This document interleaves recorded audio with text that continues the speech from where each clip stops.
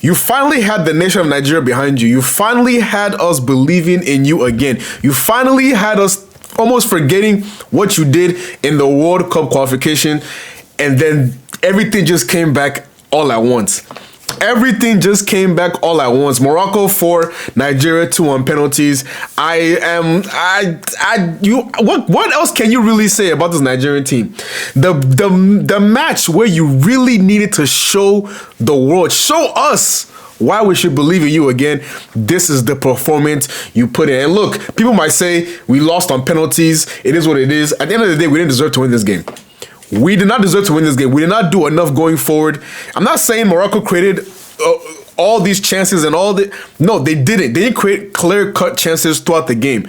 But what they did is, when it mattered most, they were more composed than us. They were more settled than us. It seemed like that first 10 minutes of that game, the crowd just completely got to the Nigerian national team. Everything that we had seen up the first 5 games up to this point, we're thinking, okay, keep that same composure against. You're gonna need it against this crowd, against these Moroccan players, right? You're gonna need that same composure, that same energy. And the way we performed today was exactly the opposite of everything we've seen so far in this tournament. One thing, first of all, let's talk about the positives. The positive, Calvin Bassey in that back line. Bruno and Bright Osai Samuel in that back line were incredible today. Ajayi in the first 10 minutes, he was a little shaky, poor passes, making errors, leading to half chances for Saibari in the first 10 minutes. He recovers. Generally, the defense was great today. Mwambali making saves. Even the penalties, he dives the right way for most of them, right? It's just very well taken penalties. But we did not have any composure. Iwobi and Lookman, that midfield duo that had been cooking all tournament, was not cooking today. It did not show up today. Iwobi was not controlling the game as he normally does today, right? It was going to be a difficult game to control because Morocco have top midfielders as well. You're not going to just go to Morocco and dominate the midfield, right? But at least show some composure, at least show some touches to kind of calm your teammates down. We didn't really see that in the first half. Kind of came, towards the end of the game, but by that point, it wasn't enough, right? And then we really missed Ndidi today. Onyedika did not have it. And yes, you can say, have all your criticisms about Ndidi and all the things that, over the years, Ndidi's performances. One thing you can say about Ndidi is, like, he's been consistent for the most part, right? You cannot expect to put in Onyedika, kind of his first big game for Nigeria, and then be like, okay, hey, start against the host nation, probably one of the 2-3 best teams in all of Africa, start against them. It was going to be a tough task. Onyeka, Akra Adams, Osimhen were completely out of the game. They were not in the game at all. We did not see anything from those guys all throughout the game. It is incredible that for 120 minutes, we didn't really see anything out of those guys. Lookman had one strike outside the box, forces a decent save from Bono, but that's like at the very beginning of the game.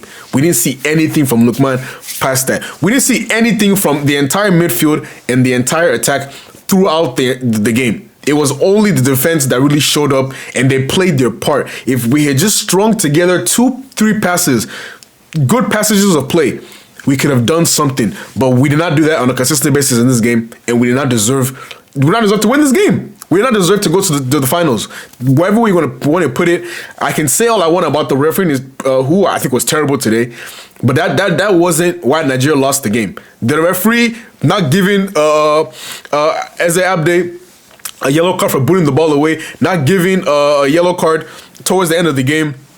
I think it was, who was it? Was it Hakimi? Somebody pulls down a Nigerian player, breaking through on a counterattack, doesn't give the yellow card. The Morocco players would dive in every opportunity. Every 50-50 foul went towards Morocco. But that doesn't matter. Refereeing being terrible does not mean that you cannot string together 2 passes. Does not mean that you cannot play the same quality football you played for the most part all tournament. Yes, I can understand that you're playing against the host nation. It's difficult. It's a tough situation to be in. But still, show some composure, show some quality overall to say that, okay, we did enough to deserve something out of this game. Nigeria did not do anything in this game to deserve to win this game. Nothing. There's no excuses that can be made for these players. They did absolutely nothing. And just like, again, against Congo, penalties, You show this is what you do in penalties.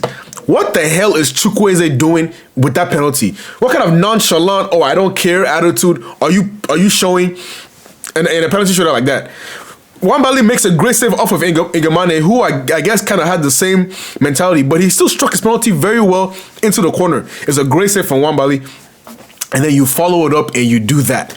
That was pathetic beyond belief. That was a disgrace of a penalty from Chukwueze. And then from that moment on, you see the Morocco penalties. Quality penalties, struck with confidence, struck with proper technique, deserving to score penalties.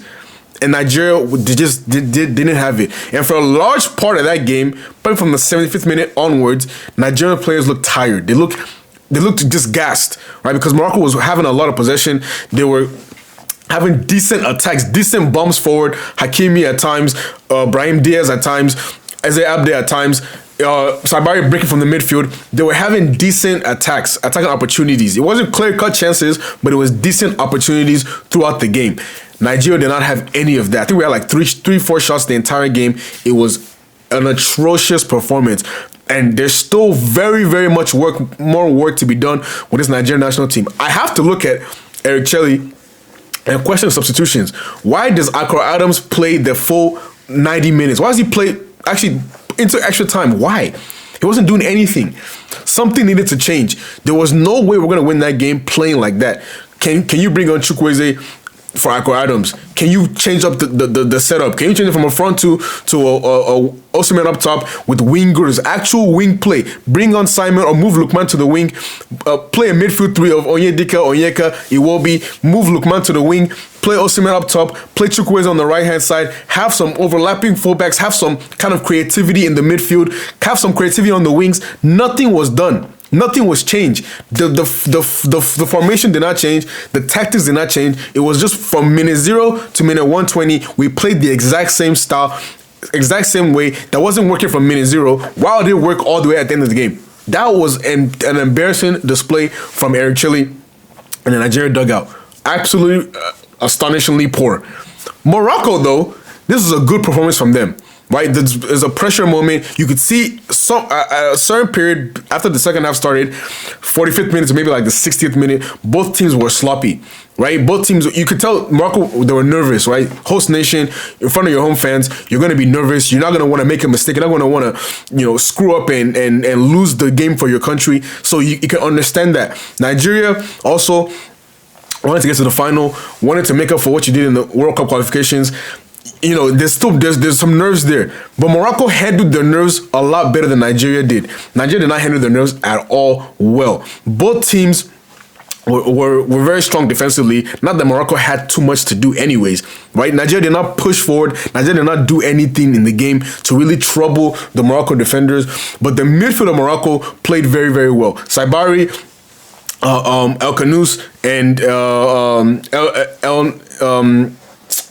Neil and Ayuni, I forget how to pronounce his name, but the holding midfielder, they played very well. You could see that was a midfield that was working for Morocco throughout the tournament, and it's going to continue to work. I think it's going to be very, very key in the final against Senegal. So I cannot sit here and say that Morocco did not deserve to win the game. They did They didn't play a great game. They didn't play exceptionally well, but they did exponentially more than Nigeria to win the game. If you could say Morocco played a 5 or 6 out of 10 to a potential, Nigeria played a 2 or 1 or 2 or 3, a 2 or 3. That was how poor Nigeria played today. So Morocco didn't even need to play to their best. But it does show that Nigeria have a platform. That defense, strong. That defense can do something for this nation moving forward. The midfield, you have to have more control. You have to have more composure. You have to have more ball-playing players in that midfield that can take the ball and kind of dictate the game, right? Iwobi has been great. Today it wasn't that great, right? He wasn't that, and it's gonna be difficult to play against a top midfield like Morocco if you don't have real ball player, technically composed players on you. For the large part, Nigeria, they've had the overwhelming advantage in the midfield. They've had overwhelming better players in the midfield. But now when you have a midfield that matches you, when you have the attacking talent that matches you, what kind of pushes you over the edge? There was no composure. There was no technical security. There was nothing that pushed the Nigerian players over the edge, over the Morocco players today. And when it comes down to it, Morocco absolutely 100% deserve to progress and move on to the final against Senegal. Nigeria, where do you go from here? After the disappointment of the World Cup qualifications, now this disappointment, it's going to be a very, very interesting period for the Nigerian national team. Obviously, with the player bonuses, all the issues with the federation, it's going to be tough to come back from this. But the good news is the World Cup isn't for another 4 years. The AFCON isn't for another 4 years. There's time to make things right. You have time to figure it out and put in a better performance in 2030. Yep, 2029, 2030, you have a better chance to make things right moving forward. Morocco, that's just a performance of a team with confidence. A team that's confident in their ability, a team that's confident and the fans today were exceptional. I did not hear, there was no moment of silence throughout the game. They were screaming, yelling, motivating their team on all the way through the game. So you have to give credit to Morocco as a nation. The fan base was incredible. The substitutions were actually very, very good. Brahim Diaz was tailing off. You bring in a substitute. Akabi's not giving you much. You bring on Hamza Igamane. I know he misses the penalty, but he does a little bit more than we saw from Akabi. Big and Al-Nassiri, he obviously gets the game-winning penalty. So the substitutions that Morocco made were very, very good. The substitutions that Nigeria made were very, very poor. They were not timely and they were not the right, in my opinion, the right decisions, the right players to bring in those positions. Chukwueze should have came on for Akor Adams on the right-hand side. Fisaya Dele Bashiru is not a right winger. He's not a right midfielder. He's a central midfielder, central attacking midfielder. That's the position he plays. He's played his whole life. That's why he plays in Italy. You cannot put him there and expect him to do anything against a tough defender like what the heck is his name? Mazraoui. As a tough defender like Mazraoui, you cannot play him there. He's not going to be as effective as someone like Chukwueze would be. Lukman, nothing. Osimhen, another big game. You give us nothing. Another massive game where your country needs you as a captain of the team to do something, to help any way you can. You do absolutely nothing.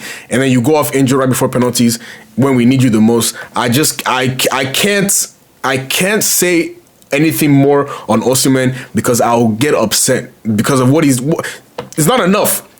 You want to have this attitude and scream and shout whenever things don't go your way. Well, when it's time for you to show up for the country, you need to be the main man, and you're not doing that. You haven't been doing that for a while now. So at the end of the day, we didn't deserve to win the game.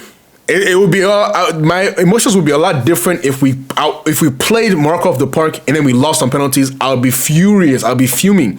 But the reality is we didn't deserve to win that game, and we got what we deserved. Credit to Morocco. Best of luck in the final. I will be supporting Senegal. Let's be honest, because of Sadio Mane. So I'm not supporting them. But you know what? Host nation performed generally well. Performed better than Nigeria today, deserve to go to the final 100%. Guys, Nigerian fans, Morocco fans, let me know your thoughts in the comments. Please like the video, subscribe to the channel, and I will see you all very, very soon. Peace out.